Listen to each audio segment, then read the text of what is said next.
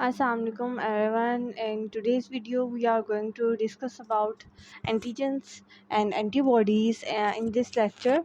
So this topic is I am teaching you from a website, and if you like this website, then please follow it and also press the bell icon and subscribe button to my channel to get all the information about a particular topic. And I am also dealing with other websites, so if you are agree and to collect all the material from these websites, then you should subscribe to my channel, because in my channel you will get all the materials from all over the books and all over the websites. So thank you so much for subscribing me. Now let's start the lecture. So before we are going to start this antigen lecture, I am going to tell you about biologics. Biologics is a terminology, and the antigen is came under it. So the word biologics, I written up the spelling of biologics.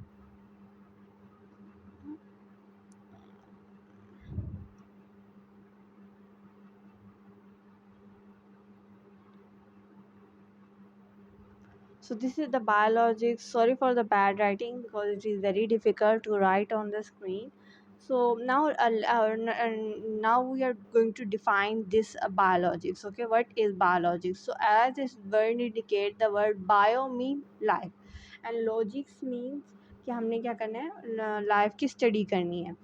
तो अगर हम इसकी definition देखें, so any drug, vaccine and antitoxin which is used to cure, diagnose in the treatment of a disease is called biologics. Means कोई भी चीज़ जिसको आप एक लिविंग ऑर्गेनिज्म के लिए यूज़ करते हैं, लिविंग ऑर्गेनिज्म की ट्रीटमेंट करते हैं, लिविंग ऑर्गेनिज्म का डायग्नोस करते हैं, उसको डिजीज़ से प्रिवेंट करते हैं, या उसके लिए कोई ट्रीटमेंट करते हैं, तो उसको हम बायोलॉजिक्स कहते हैं. ठीक है, कोई भी ड्रग, वो ड्रग भी हो सकता है, बायोलॉजिक्स एक ड्रग भी हो सकती है, एक वैक्सीन भी हो सकती है. आपको पता है वैक्सीन हमारे लिए कितनी ज़रूरी है. कोई भी डिज़ीज़ होती है तो उससे प्रिवेंट करने के लिए वैक्सीन हम यूज़ करते हैं. इसके अलावा एंटीटॉक्सिन जो है, हमारी बॉडी के अंदर डिफरेंट किस्म के जो हार्मफुल मटेरियल्स आ जाते हैं उनको ख़त्म करते हैं. तो ये हमारी बॉडी के लिए एक सेफ्टी लेवल है. ठीक है, सेफ्टी बनाते हैं, तो इससे हम इनको बायोलॉजिक्स कहते हैं. सो एंटीजन इसी की ही एक कैटेगरी है. ठीक है, एंटीजन और एंटीबॉडीज़ इसी की कैटेगरी हैं. आगे ये फर्दर दो कैटेगरीज में डिवाइड होता है. ठीक है, बायोलॉजिक्स की आगे फर्दर दो डिवीज़न है. उसकी एक डिवीज़न में हमारे पास यही एंटीजन आता है, और उसकी दूसरी डिवीज़न में आपके पास एंटीबॉडीज़ आ जाती हैं. ठीक है, सो अब जो ड्रग्स बायोलॉजिक्स के अंदर आती हैं, तो उनको हम कहते हैं बायोलॉजिक ड्रग्स. ठीक है, उनको हम क्या कहेंगे, उन ड्रग्स का नाम हमने एक स्पेसिफिक रख दिया है, bio low oh my god logic drugs. So ऐसी ड्रग्स जिनको हम देंगे, जिनको हम प्रोड्यूस भी जब करेंगे ना, तो हम लिविंग ऑर्गेनिज्म का यूज़ करेंगे. ठीक है, बहुत सी ऐसी ड्रग्स हैं जिनको जब हम बनाते हैं तो उनके अंदर लिविंग ऑर्गेनिज्म के कंपोनेंट्स होते हैं. ठीक है, अब जैसे हम फॉर एग्जांपल मैं आपको इसकी एक सिंपल सी एग्जांपल दे रही, जिसके बारे में आपको भी पता होगा, वो है इंसुलिन. ठीक है, सो इंसुलिन जो है, अगर हमने आर्टिफिशियल प्रिपेयर करना होता है तो हम लोग क्या करते हैं कि हम पेंक्रियाज से प्रिपेयर करवाते हैं. ठीक है, तो ये आर्टिफिशियली हमारा प्रिपेयर हो रहा है. तो यहाँ पर हम क्या कर रहे हैं, एक बायोलॉजिक ड्रग बना रहे हैं, और क्या यूज़ कर रहे हैं, एक कंपोनेंट यूज़ कर रहे हैं. किसी भी लिविंग ऑर्गेनिज्म का जब हम एक कंपोनेंट के यूज़ से एक ड्रग बनाते हैं, तो उस ड्रग को हम बायोलॉजिक ड्रग कह रहे हैं. जिस तरह हम इंसुलिन जब बना रहे हैं तो हम पेंक्रियाज यूज़ कर रहे हैं, और पेंक्रियाज पार्ट है ह्यूमन बॉडी का, तो हम एक लिविंग ऑर्गेनिज्म के बॉडी के पार्ट को यूज़ करते हुए एक ड्रग बना रहे हैं. तो जितनी भी ऐसी ड्रग्स हैं जिनमें हमने लिविंग किसी भी ऑर्गेनिज्म का पार्ट यूज़ किया, अब ज़रूरी नहीं है कि ह्यूमन बॉडी के कोई भी पार्ट होगा, वो किसी भी एनिमल का भी हो सकता है, मतलब होना लिविंग ऑर्गेनिज्म चाहिए. प्लांट्स भी लिविंग ऑर्गेनिज्म में आते हैं, तो अगर आप प्लांट्स के ज़रिए से कोई ड्रग बनाते हैं तो उसको भी बायोलॉजिक्स कहते हैं. लेकिन ज़रूरत इस चीज़ की है कि वो ट्रीटमेंट भी करे, वो डायग्नोस भी करे, वो प्रिवेंट भी करे. ठीक है, इस तरह की ड्रग होनी चाहिए. ये ना हो कि वो हमारे लिए नुकसानदेह हो. ठीक है, हमेशा बेनिफिशियल के लिए ड्रग्स बनाई जाती हैं, तो ऐसी ड्रग्स को हम बायोलॉजिक ड्रग कहेंगे. तो अब हम लोग जो है ना एंटीजेंस के टॉपिक को स्टार्ट करते हैं। तो एंटीजेंस की डेफिनेशन आप लोगों को यहाँ पर दी गई है, substance that is capable of stimulating N immune response, specifically activating lymphocytes which our body infection fighting the white blood cells. ठीक है, सो कोई भी ऐसा सब्सटेंस जो कि आपके इम्यून सिस्टम को स्टिमुलेट कर दे। ठीक है, स्टिमुलेट करने से हमें क्या फ़ायदा होगा? ठीक है, हमें ये फ़ायदा होगा, फॉर एग्ज़ाम्पल मैं आपको फ़र्ज़ कर लें यहाँ पर ये एक ह्यूमन बॉडी है। इस ह्यूमन बॉडी के अंदर एक जर्म जा चुका है। ये एक जर्म था, ये एक बहुत ही ख़तरनाक जर्म था और ये इस बॉडी के अंदर जा चुका है। ये यहाँ पर मैं आपको, ये अंदर चला गया है। ठीक है, अब हमने इसको मारना है। ठीक है, अब हमारा इम्यून सिस्टम जो है ना, वो उसको जगाना पड़ेगा ना, उसे बताना पड़ेगा भाई कि कोई जर्म जो है वो बॉडी के अंदर दाखिल हो चुका है, तुम जागो और उसके ख़िलाफ़ लड़ो।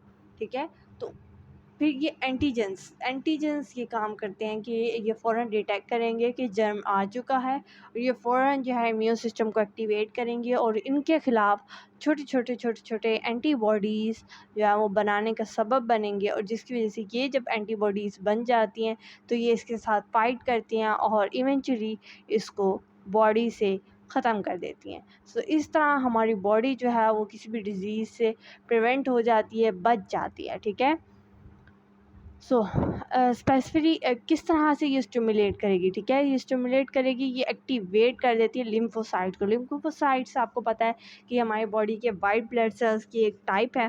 ठीक है, और ये जो है हमारे बॉडी के अंदर डिफेंस रोल में बहुत ज़्यादा जो है ना एक्टिव पार्ट जो है वो लेते हैं। ठीक है, एक्टिवेट करेंगे या ये वाइट ब्लड सेल्स को या लिम्फोसाइट्स को, और लिम्फोसाइट्स का ही काम है कि वो एंटीबॉडीज़ को डेवलप करवाएंगे। ठीक है, इवेंचुअली जो एंटीजन का एक मेन पर्पस है वो एंटीबॉडीज़ को बनाना है। अच्छा, इसके बाद इन्होंने लिखा हुआ है in general they are two main divisions हैं एंटीजन्स की रिकॉग्नाइज। एक है फॉरेन एंटीजन जिसको हम हेट्रो एंटीजन भी कहते हैं, और एक है ऑटो एंटीजन जिसको हम सेल्फ एंटीजन भी कहते हैं। सो ये दो फर्दर डिवीजन आ जाती है एंटीजन्स की। ठीक है, एंटीजन्स की दो फर्दर डिवीजन्स हैं। क्या क्या उसकी डिवीजन्स हैं न? पहले उसकी डिवीजन है फ़ॉरेन को हम हेट्रो भी कह रहे हैं। हेट्रो का वर्ड आप सब लोगों को पता है कि हम लोग क्यों यूज़ करते हैं। हेट्रो मींस डिफरेंट, कि कोई चीज़ अगर डिफरेंट आ रही है तो उसकी वजह से हम उसका वर्ड हेट्रो यूज़ कर रहे होते हैं। और अगर हमारे पास कोई चीज़ ऑटो का लफ्ज़ उसके साथ आ जाता है तो हम उसके लिए जो है ना सेल्फ एंटीजन भी हम उसे कहते हैं। ऑटो मीन कि वो ख़ुद पे डिपेंडेंट है, किसी और पे डिपेंडेंट नहीं है। ऑटोमेटिक जो है वो उसके फंक्शन जो हैं वो हो रहे हैं, इस वजह से वो किसी और पे डिपेंड नहीं कर रहा, वो खुद पे डिपेंड करता है। सो ये दो टाइप्स हैं हमारी एंटीजन की, हम इनको आगे डिटेल से पढ़ेंगे। पहली टाइप हमारे पास है फॉरेन एंटीजन,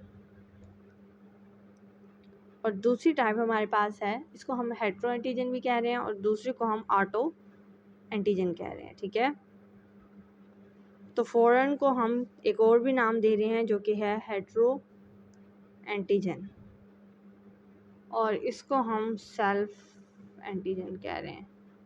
सही है, अब हम देखते हैं कि आगे इसके बारे में क्या लिखा गया है। तो फॉरेन एंटीजन के बारे में बात करें तो ये ओरिजिनेट होती है from outside of the body. कि फॉरेन जब भी हम यूज़ कर रहे हैं, फॉरेन कंट्रीज़ का नाम लेते हैं हम लोग, यानी पाकिस्तान के अलावा जो और ममालिक हैं। ठीक है, इस तरह जब हम फॉरेन एंटीजन्स की बात करें यानी ये हमारी बॉडी से बाहर की बात है। ठीक है, जिसे हम फॉरेन का वर्ड पाकिस्तान से बाहर की बात करते हैं। लेकिन अब जब फॉरेन एंटीजन्स की बात है तो इसका मतलब बॉडी से बाहर से जो एंटीजन्स आते हैं, ओरिजिनेट होते हैं, उनको हम फॉरेन एंटीजन्स कहते हैं। देखिए, ये एंटीजन्स बाहर से आ सकते हैं। जैसे फॉर एग्जांपल मैं आपको एक बस एग्जांपल दे रही हूँ। ठीक है, इसको ताकि आपको इजी अंडरस्टैंडिंग हो सके। सो फॉरेन जो है ना वो इस तरह डस्ट पार्टिकल हमारी एयर में होते हैं और वो आते हैं और वो हमारे जो है ना स्नीजिंग का काज बनते हैं। तो ये एक एंटीजन है जो बाहर से आया, नेज़ल कैविटी में गया, इसने जगाया इम्यून रिस्पॉन्स को और स्नीजिंग का काज बना। सो ये यहाँ पर क्या हो रहा है, ओरिजिनेट हो रहा है कहाँ से? Outside the body. Very good, कि ये बॉडी के अंदर नहीं है, बॉडी के बाहर है, क्योंकि हमने इसके लिए फॉरेन का वर्ड यूज़ किया और हेट्रो का वर्ड यूज़ किया, ठीक है। और the substances that is produce by viruses, microorganism, bacteria और protozoa as well as substances snake venom, ठीक है। और ये प्रोड्यूस भी हो सकते हैं किसी वायरस से, कोई वायरस इन्हें प्रोड्यूस कर सकता है, कोई माइक्रोऑर्गेनिज्म प्रोड्यूस कर सकता है, कोई बैक्टीरिया, ये वगैरह, ये इसकी एग्जांपल्स हैं, ठीक है। एग्जांपल्स हैं इसकी, फॉरेन एंटीबॉडीज़ की एग्जांपल हैं कि ये वो पार्ट्स या वो सब्सटेंसेस हैं, ठीक है। फॉर एग्जांपल, कोई भी सब्सटेंस जो एक बैक्टीरिया ने बनाया है, सब्सटेंस जो प्रोड्यूस हुआ है किससे, एक बैक्टीरिया से, वो बैक्टीरिया से भी प्रोड्यूस हो सकता है, वो किसी वायरस से भी प्रोड्यूस हो सकता है, वो किसी माइक्रोब से भी प्रोड्यूस हो सकता है। एग्जांपल्स भी दी हुई हैं उन्होंने, जैसे माइक्रोइज्म की, बैक्टीरिया और प्रोटोजोआ वगैरह। तो इन चीज़ों से अगर वो प्रोड्यूस हो रहा है, जैसे स्नेक वेनोम जो है ये प्रोटीन है, फूड की कंपोनेंट है, सीरम है, red blood cells from the individual, ठीक है। तो स्नेक वेनोम्स में क्या हो रहा है, कंटेन कोई प्रोटीन्स है हमारी फूड के अंदर ही होती हैं, उनका कंपोनेंट है सीरम में ना। तो इस तरह से हम स्नेक वेनोम को क्या कहेंगे, फॉरेन एंटीजन कहेंगे। अच्छा, अब आ जाता है नेक्स्ट जो टाइप है हमारे पास, वो है auto antigen. Auto antigen on the other है originate within the body. तो ऑटो जब वो आउटसाइड द बॉडी है तो ये क्या होगा, ओरिजिनेट होगा विद इन द बॉडी। सो ये बॉडी से बाहर नहीं है, बॉडी के अंदर ही है। So normally body is able to distinguish self from the non self. तो बॉडी के अंदर ये ताकत होती है कि वो अपने जो अंदर की चीज़ें हैं जो उसकी पहले से प्रेजेंट है और जो नहीं प्रेजेंट थी। फॉर एग्जांपल देखें, बॉडी ने रिकॉग्नाइज़ करना है, कोई भी जर्म अंदर आएगा तो बॉडी उसको रिकॉग्नाइज़ करेगी। कैसे रिकॉग्नाइज़ करेगी, फॉर एग्जांपल ये एक बॉडी है और ये बाहर से कोई फॉरेन सब्सटेंस जो है वो अंदर एंटर हुआ है। सो बॉडी को पता है कि उसके अपने सेल्स के जीन्स कैसे हैं, उसके अपने सेल्स की शेप ऐसे है, और जो बाहर से कोई आ रहा है उसकी शेप इस तरह नहीं है, उसकी शेप डिफरेंट है, ठीक है। तो इस तरह से जब शेप में डिफरेंस आ जाता है, तो इस शेप की डिफरेंस की वजह से, फॉर एग्जांपल यहाँ पर मैं जर्म की शेप चेंज कर देती हूँ, यहाँ पर मैं जर्म की शेप इस तरह बना देती हूँ। फॉर एग्जांपल ये मैंने एक रोड शेप बैक्टीरिया बना दिया है, ठीक है, जो कि हम उसको कहते हैं बैसिलस, ठीक है। तो वो रोड की शेप का, सॉरी यहाँ पर क्योंकि ड्राइंग करना बहुत ही मुश्किल है तो इस वजह से रोड शेप आप बस इसको आप ज़ूम कर लें, इस तरह की शेप। तो ये अब एंटर हो गया, तो अब बॉडी को पता लग जाएगा कि ये तो उस तरह का सेल नहीं है। सो नेचुरली बॉडी के अंदर एक ऑटो इम्यून सिस्टम भी होता है, बट क्या होता है कि समटाइम्स जो है वो इम्यून सिस्टम को प्रोवोक करने की ज़रूरत पड़ती है ताकि हम क्या कर सकें, जनरेट कर सकें ऑटो एंटीबॉडीज़, ठीक है। ऑटो का मतलब कोई भी, ऑटो का मतलब ऑटोमेटिक हमारी एंटीबॉडीज़ जो हैं वो बनती जाएँ, और ये काम इम्यून रिस्पॉन्स करेगा, हमारा स्टिमुलेशन होगी लिम्फोसाइट्स की, और लिम्फोसाइट्स आगे एंटीबॉडीज़ बनाएंगी, और वो फिर एंटीबॉडीज़ जो हैं, एंटीजन जो है वो अटैक करेगा, और और attack to the antigen directly, it is called immunogen. Antibody को हम इम्यूनोजिन भी कहते हैं, ठीक है। एंटीबॉडी को हम इम्यूनो जिन कहते हैं, ठीक है।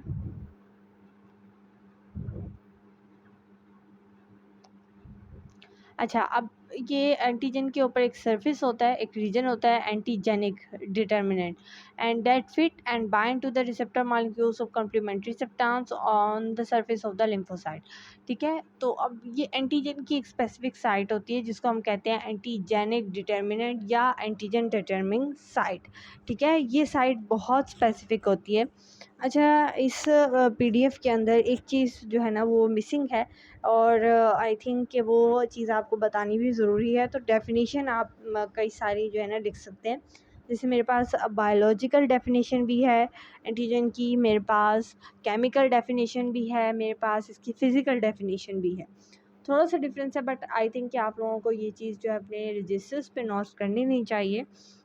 तो सबसे पहले आप बायोलॉजिकल डेफिनेशन को लिख लें कि व्हेन एंटर द बॉडी, कि कोई भी एंटीजन जब बॉडी के अंदर एंटर होता है, then it stimulate the synthesis of antibody. तो इसको हम कहते हैं कि antigen, antigen is a substance which enter the body and stimulate the synthesis of antibody. So this is the biological definition of antigen.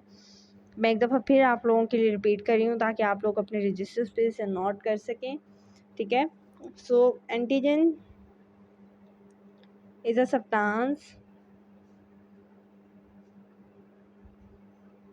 that enter the body and stimulate the synthesis of antibodies into your body. सो अब जो भी antibody बनेगी वो antigen specific होगी। अब ये चीज़ मैं आप लोगों को यहाँ पर समझा रही हूँ कि देखें, अगर फॉर एग्जांपल ये एंटीजन और एंटीबॉडीज़ का आपस में रिएक्शन होता है, ठीक है, ये आपस में कंबाइन होते हैं। तो फॉर एग्जांपल मैं कंसिडर करती हूँ ये एक एंटीजन था, ये एक दूसरा एंटीजन है, ठीक है। अब एंटीबॉडीज़ की शेप आप लोगों को पता है कि इस तरह की कुछ शेप होती है, ठीक है। सो अब फॉर एग्जांपल मैं कंसिडर करती हूँ कि ये वाला जो पार्ट था, ये वाला, ठीक है, ये जो मैं गोल गोल सर्कल, ये पार्ट है हमारा एंटीजन डिटर्मिनेंट, मतलब वो साइट जहाँ से रिसेप्टर मॉलिक्यूल्स फिक्स हो सकते हैं इस लिम्फोसाइट के ऊपर। और इसकी ये वाली सर्फेस भी जिसको मैं रोटेट कर रही हूँ, ये भी उसी तरह की सर्फेस है। अब ये वाला जो पार्ट होगा ये जाके अटैच करेगा इधर, ठीक है, जिधर मैं गोल सर्कल वेरिएबल चेन वाली साइड पे, और ये वाला भी पार्ट यहाँ पर जाके अटैच करेगा। इस तरह इन दोनों का आपस में एक रिएक्शन हो जाएगा। इस रिएक्शन की वजह से क्या होगा कि आपके एंटीजन एंटीबॉडी रिएक्शन हो जाएगा, और इसकी वजह से जो है ना वो आपका इसीलिए हम लोग कहते हैं कि एंटीबॉडीज़ स्पेसिफिक होती है एंटीजन के लिए। अगर ये एंटीजन इसके साथ अटैच हो रहा है, तो अगर मैं कोई और एंटीजन बनाती हूँ जो थोड़ा इस टाइप का होगा, ये एक स्पेसिफिक एंटीबॉडी के लिए है, ठीक है। ये थोड़ा वर्टिकल शेप में है, वो थोड़ा इस शेप में था, ठीक है। अगर एंटीजन चेंज हो रहा है तो उसके लिहाज से एंटीबॉडी भी चेंज हो जाएगी, तो ये स्पेसिफिक रिएक्शन होता है। तो ठीक है, अच्छा, इसके बाद ना आप लोग ये देख सकते हैं कि केमिकल डेफिनेशन एंटीजन की आप लोग लिख सकते हैं कि एंटीजन्स आर द प्रोटीन्स, ठीक है। ये केमिकल डेफिनेशन है एंटीजन की कि केमिकली के लिहाज से जब हम इसकी केमिकल कंपोजिशन देखते हैं तो आपको इस एंटीजन के अंदर प्रोटीन्स मिलेंगी। अब प्रोटीन्स का मतलब क्या है कि इसके अंदर स्मॉलेस्ट सब यूनिट क्या होगा, अमाइनो एसिड्स, यानी इट्स मीन इसके अंदर क्या है, अमाइनो एसिड्स हैं। सो अच्छा, कुछ जो हैं सारे प्रोटीन्स नहीं होते, कुछ few higher molecular weight polysaccharides भी आपको मिलते हैं। इट्स मीन कुछ एंटीजन्स कार्बोहाइड्रेट नेचर के भी होते हैं, ठीक है, कार्बोहाइड्रेट नेचर के भी होते हैं, शुगरी नेचर के भी होते हैं, लेकिन कुछ होते हैं और वो पॉलीसेकेराइड यूनिट के होते हैं। अच्छा, फ़िज़िकल डेफिनेशन की अगर मैं बात करती हूँ तो फ़िज़िकल डेफिनेशन आपको ये होगी कि antigen must be 10,000 molecular weight और मोर, कि एंटीजन का जो मॉलिक्यूलर वेट होना चाहिए वो 10,000 से ज़्यादा होना चाहिए। ये इसकी फ़िज़िकल डेफिनेशन थी। तो 3 डेफिनेशंस मैंने आपको बताई। एक बायोलॉजिकल डेफिनेशन थी कि वो सब्सटेंस जो एंटर होता है बॉडी में और स्टिमुलेट करे इम्यून सिस्टम को या एंटीबॉडी की प्रोडक्शन को। दूसरी मैंने आपको इसकी केमिकल डेफिनेशन बताई। केमिकल डेफिनेशन मैंने ये कहा कि ये एक प्रोटीन है और कुछ फ्यू हायर अमाइनो पॉलीसेकेराइड्स हैं। फिर तीसरी डेफिनेशन मैंने बताई कि फ़िज़िकल डेफिनेशन मैंने आपको बताया कि कुछ ये जो एंटीजन है इनका मॉलिक्यूलर वेट जो है वो 10,000 से ज़्यादा होना चाहिए। ये इसकी फ़िज़िकल डेफिनेशन है। सो 3 तरह के लिहाज से इसकी ये डेफिनेशंस हो गई। इसके बाद हम लोग जो है ना वो एंटीजन डिटरमिनिंग साइट पे आ जाते हैं। इसको एपीटोप भी कहते हैं। वो साइट जहाँ पर एंटीजन जो है वो स्पेसिफिक होता है और अटैच करता है ये एंटीबॉडी के साथ, ठीक है।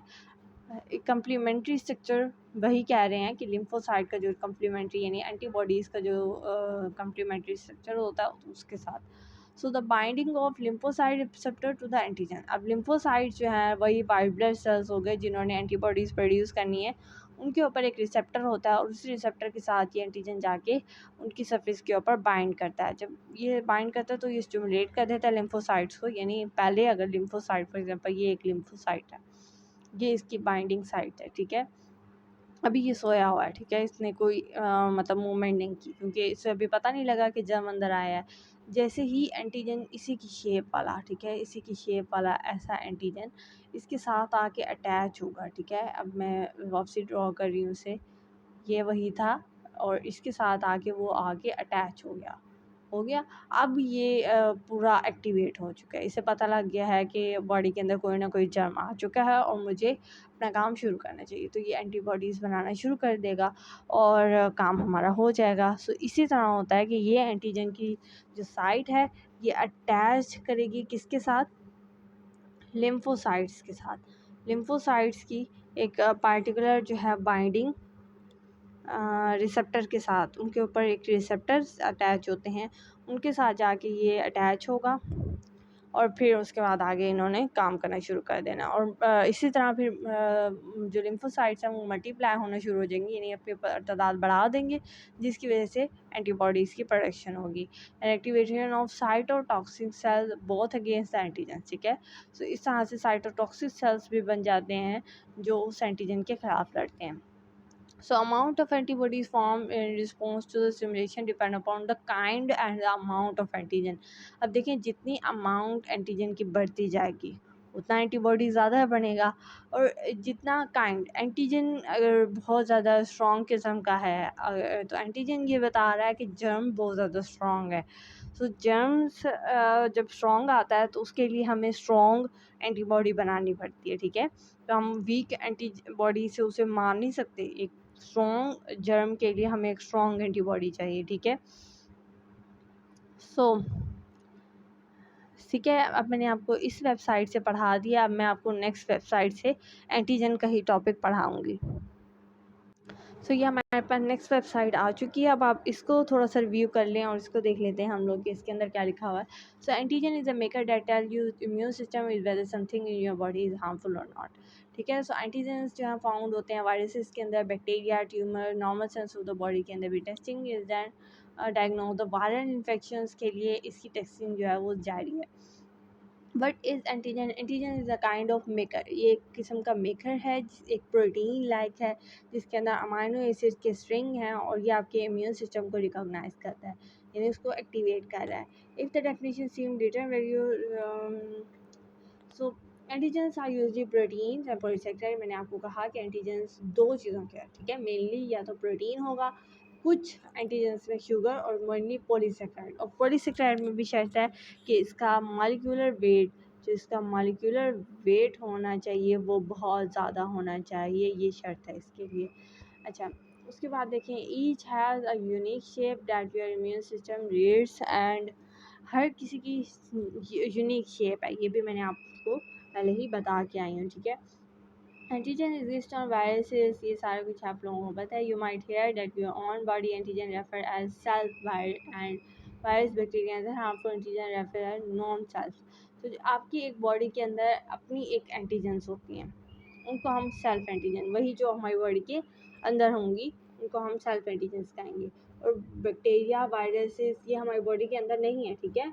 जब ये हमारी बॉडी के अंदर मतलब बाहर से हमारी बॉडी के अंदर आ रहे होते हैं तो इनको हम लोग फिर फॉरेन एंटीजन्स कहते हैं। तो इससे मैंने एंटीजन्स की दो टाइप्स जो हैं वो आप लोगों को करवाई हैं, और जबकि मैंने फॉरेन एंटीजन्स की जो टाइप्स भी आपको एग्जांपल्स में आने में आपको लिखवाया है कि बैक्टीरिया, वायरसेस और माइक्रोब्स जो हैं इसकी एग्जांपल्स हैं। तो आप इसके दूसरा जो है नाम non self or self antigen भी कर सकते हैं। उसका तो नाम हमने सेल्फ रख दिया था, इसका नाम हम लोगों ने नॉन सेल्फ भी आप अपने रजिस्टर्स पे नोट कर सकते हैं। इसके अलावा नेक्स्ट पे चलते हैं। अच्छा, यहाँ पे डिफरेंस ये कुछ क्वेश्चन दिए गए हैं इस वेबसाइट के अंदर, तो हम इनको भी रीड आउट कर लेते हैं। यहाँ पर दिया गया है कि डिफरेंस क्या है एंटीजन और एंटीबॉडी में। एंटीजन्स मेकर्स हैं, एंटीजन से ही एंटीबॉडी बनेगी, ठीक है। Your immune cells is making the antibodies recognise और डिस्ट्रॉय करेंगे हार्मफुल एंटीजन्स को। अब किन हार्मफुल एंटीजन्स को? जो फॉरेन एंटीजन्स होंगे, जो बाहर से हमारी बॉडी के अंदर आएंगे, जैसे बैक्टीरिया, वायरस। जो सेल्फ एंटीजन है, जो हमारी बॉडी के अंदर अपने मौजूद हैं, वो उन्हें कुछ नहीं कहेगा, ठीक है। वो हमारी बॉडी के लिए यूज़फुल हैं, उन्हें हमारी बॉडी में ही रहना चाहिए, उन्हें नहीं मारेगा। जो बाहर से आएंगी, जो बॉडी को नुकसान पहुंचा सकते हैं, उनकी शेप डिफरेंट होगी हमारी बॉडी के अपने सेल से, जिसकी वजह से हमारी बॉडी फ़ौरन रिकॉग्नाइज करेगी और उनको मार डालेगी। इसको हम कह सकते हैं एंटीबॉडी जनरेटर्स, ठीक है। जनरेटर का मतलब क्या होता है? सही बात है कि जनरेट करने वाला, तो ये क्या है? एंटीबॉडीज़ के जनरेटर हैं। ये दिस इज़ एंटीबॉडी जनरेटर्स। इसका सेकेंड नेम हो गया। अच्छा, antibodies are very specific to antigen. मैंने आपको पहले भी बताया कि एंटीबॉडीज़ की स्पेसिफिक शेप है और ये स्पेसिफिक है हर एंटीजन के लिए है। ऐसा नहीं है कि कोई भी एंटीजन आके अटैच हो जाएगा किसी भी एंटीबॉडी के लिए, ऐसा कभी भी नहीं होता। स्पेसिफिक एंटीजन है एक स्पेसिफिक एंटीबॉडी के लिए, वही आपस में अटैच होगा, उसके अलावा और कोई नहीं होगा, तो ये स्पेसिफिटी भी है। और दे fit into the antigens in the like, देखें अगर कोई और एंटीजन भी आके अटैच हो तो इसका मतलब तो ये है कुछ ऐसी एंटीबॉडी भी बन जाएंगी जो फॉर एग्जांपल हमारे पास ये एक एंटीबॉडी है, ठीक है, इसके साथ आके अटैच होना एंटीजन, ये तो इसकी अपनी शेप वाला आ गया जिसकी वजह से इसने वो प्रोड्यूस की ये चीज़ें और मार दिए जर्म को। बट अगर मैं कहती हूँ कि इसके साथ इसकी अपनी शेप वाला नहीं आया, जबकि इसके साथ दूसरी शेप वाला आ गया है, तो अब क्या होगा कि क्योंकि एक तो सारे स्पेसिफिक है, ये अटैच नहीं होगा। दूसरी चीज़ ये है कि अगर ये अटैच हो भी जाए, फॉर एग्जांपल हम कंसिडर कर लेते हैं ये अटैच हो गया, तो इससे उस तरह का प्रोडक्ट नहीं बनेगा जिस तरह का हमें चाहिए, इससे उस तरह के एंजाइम्स नहीं बनेंगे जो उस जर्म को मार सकें। सो ये भी चीज़ आ जाती है। What are the types of antigens, तो मैंने आप लोगों को पहले भी बता दी थी कि इसकी सेवरल टाइप्स हैं वैसे तो। एक्सोजिनोसिस एंटीजन्स, एंडोजिनोसिस एंटीजन्स, ऑटो एंटीजन्स और ट्यूमर एंटीजन्स। ट्यूमर एंटीजन्स वही फॉरेन एंटीजन्स को ही हम कहते हैं। अब बाकी जो इसकी टाइप्स हैं जो वो हम लोग देख सकते हैं। एक्सोजीनियस एंटीजन्स जो हैं वो कम्स फ्रॉम फॉरेन सब्सटेंसेस, ठीक है, फॉरेन सब्सटेंसेस जो आपकी बॉडी के अंदर एंटर हो सकते हैं उनको हम कहते हैं एक्सोजीनियस एंटीजन। सो ये एक और टाइप जो है वो हमारे सामने इस वक्त आ चुकी है, एंटीजन। सो ये क्या है, ये भी वही हैं, foreign substances that enter your body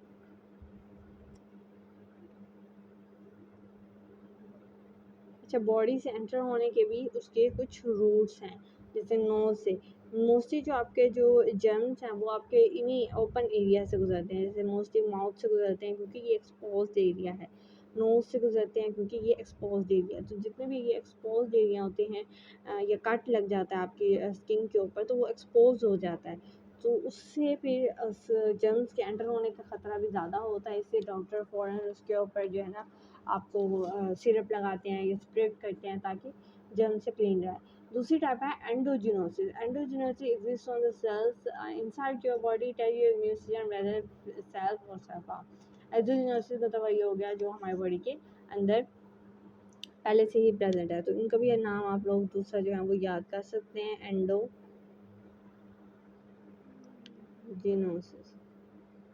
antigen. अच्छा, एक्सोजिनोसिस antigens, autoantigens are the mechanisms inside the body that your immune system attack even through they should not. Antigens cause autoimmune diseases. सो ये भी मार्कर्स हैं आपके सेल्स के अंदर जो inside the body हैं और that your immune system attack even they should not, ठीक है, ये ना भी हों फिर भी हमारे जो इम्यून सिस्टम उनको अटैक करता है जिसकी वजह से ऑटो इम्यून डिजीज़, ऑटो मतलब खुद ब खुद इम्यून की डिजीज़ हो जाती हैं। ट्यूमर एंटीजेंस क्या है, marker on the surface of tumours, ठीक है, ये ट्यूमर्स के ऊपर, अच्छा जी, ट्यूमर्स एंटीजन, तो ये उस तरह के एंटीजेंस हैं, antigens present on surface of tumour. So किसी ट्यूमर की सरफेस पे अगर है तो उसको हम ट्यूमर एंटीजेंस कहेंगे। सो इसको हम लोगों ने एक नाम दिया ट्यूमर एसोसिएटिव एंटीजेंस, यहाँ पर आप देख सकते हो TAA इसको हमने नाम दिया हुआ है, ट्यूमर एसोसिएटेड एंटीजेंस, TAA। और दूसरा हमने इसको नाम दिया नियो एंटीजेंस और ओकोजेनिक एंटीजेंस, ठीक है, तो इसको हमने दूसरा नाम दिया है। Antigens are sometimes normally the part of cells can act differently in tumor cells. Tumor cells में कभी कभार डिफरेंट जो है वो एक्ट कर सकते हैं क्योंकि वहाँ पर म्यूटेशन हो जाती है जीन में। But are antigen representing cells, antigen representing cells भी हमने पढ़ा हुआ है, तो ये क्या होते हैं? एंटीजन रिप्रेजेंटिंग सेल्स कुछ भी नहीं है, बस ये हेल्प करते हैं इम्यून सिस्टम के अंदर mount its attack. And there are 3 types of antigens representing cells, for example macrophages, dendritic cells and beta cells. ठीक है, ये तीन जो है वो मेजर टाइप्स हैं, मैक्रोफेजेस, डेंड्राइटिक सेल्स और बीटा सेल्स। मैक्रोफेजेस से आप लोगों को पता है कि क्या काम करते हैं। ये मैक्रो फेज जो है फैगोसाइटोसिस का जो है वो आपके पास काम करता है। फैगोसाइटोसिस क्या होता है? फैगोसाइटोसिस ये होता है कि जब कोई भी जर्म आपकी बॉडी में एंटर हो जाता है तो उसको किल करने के लिए एक प्रोसेस है। फैगो का मतलब ये होता है कि हमने सेल मेम्ब्रेन के अंदर जो है वो एक जर्म को लेके जाना होता है। इम्यून सिस्टम में ये हेल्प कर रहे हैं और इसके अलावा इनकी 3 टाइप्स हैं और टाइप्स में इसकी पहली टाइप क्या है? मैक्रोफेजेस, दूसरा बीटा सेल्स और तीसरे में डेंड्राइटिक सेल्स। ठीक है, और one of their job is active detective. ठीक है, showing other cells is immune system is active and invading your body. So इनको हम एंटीजन रिप्रेजेंटिंग या प्रोफेशनल सेल्स भी कहते हैं। One of the specialised cells हैं जो कि ये टी सेल्स वगैरह इनकी एग्जांपल्स में आ सकता है।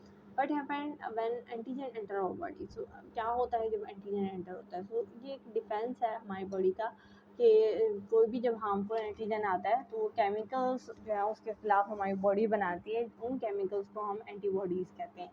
जब भी कोई एंटीजन एंटर करता है आपकी बॉडी के अंदर, जो बीटा सेल्स हैं आपके इम्यून सिस्टम के, वो एक्टिवेट हो जाते हैं और बीटा सेल्स को एक्टिवेट करने वाला आपका एंटीजन ही होता है।